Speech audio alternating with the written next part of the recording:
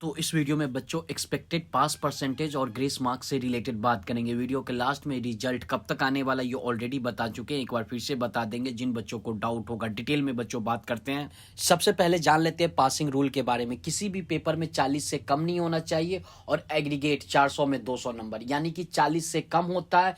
फिर भी अगर आपको किसी पेपर एक पेपर में 40 से कम है, ओवरऑल एग्रीगेट 200 या उससे ज़्यादा है, फिर भी आप फेल कर जाओगे।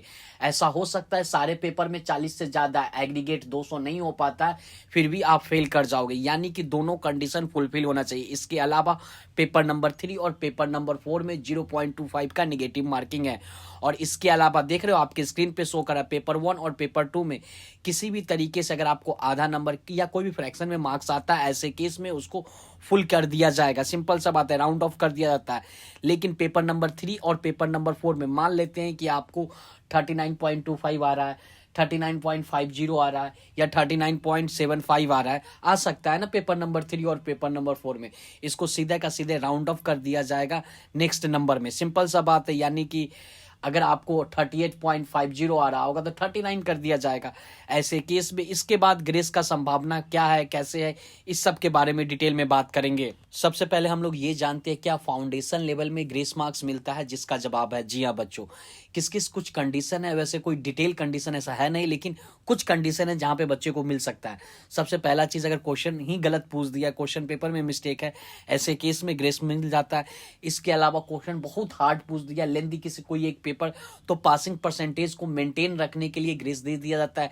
और ऐसा हो सकता है कि मान लेते हैं आपका एग्रीगेट 200 या 200 से ज्यादा है, 50% हो रहा है, किसी एक पेपर में 35 से 39 है, 3 4 5 नंबर कम हो रहा है, ऐसे केस में चांसेस बढ़ जाता है ग्रेस मिलने का।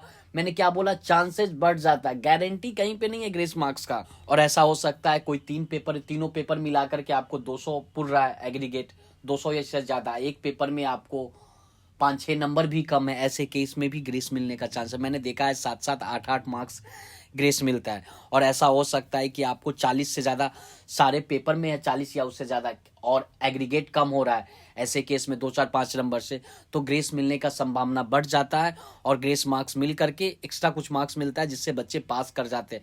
मैंने 7-8 नंबर ग्रेस का देख रखा है, तो आपको ज़्यादा परेशान नहीं होना है। चाहे आपको पेपर किसी पेपर में कम हो रहा है कुछ मार्क्स, या नहीं तो एग्रीगेट में कम हो रहा है, 195 से 199 आ रहा है कुछ मार्क्स, और 40 से ज़्यादा सारे पेपर में है, ऐसे केस में वहाँ पे भी ग्रेस मिलने का संभावना बढ़ जाता है। बाकी 100% ग्रेस पे बच्चे पास नहीं कर सकते हैं।